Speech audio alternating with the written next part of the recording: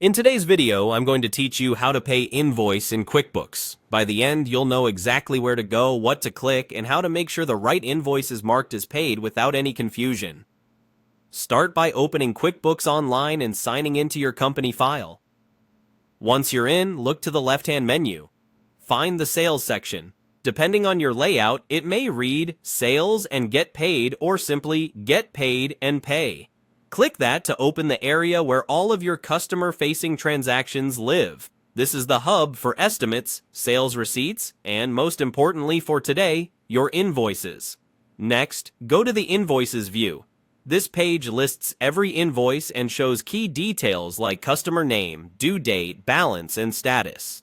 If you have a long list, use the search bar or the filters to narrow it down by customer, date, status, or amount. Make sure the invoice you intend to pay is in an open or partial status, and double-check the balance to confirm the amount you're about to record matches what you actually received. Select the invoice you want to apply the payment to.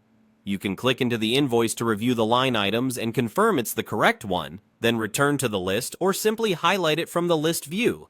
When you're ready, choose Receive Payment. This opens the payment screen where you'll record the details of the money you got from your customer. On the payment screen, confirm the customer name and that the correct invoice is checked in the list below.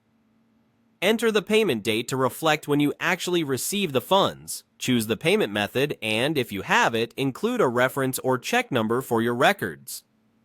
If you received a partial amount, adjust the payment field to match what came in.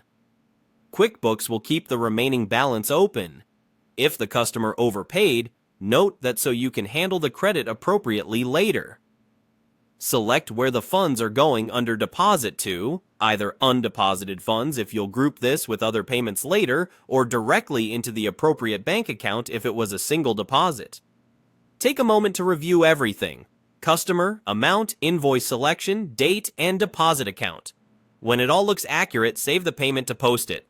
You should now see the invoice status update to paid or reflect the new balance if it was a partial payment. If you don't see the change immediately, refresh the page or check your filters. That's it. Your invoice is now recorded as paid in QuickBooks, and your books will reflect the transaction correctly.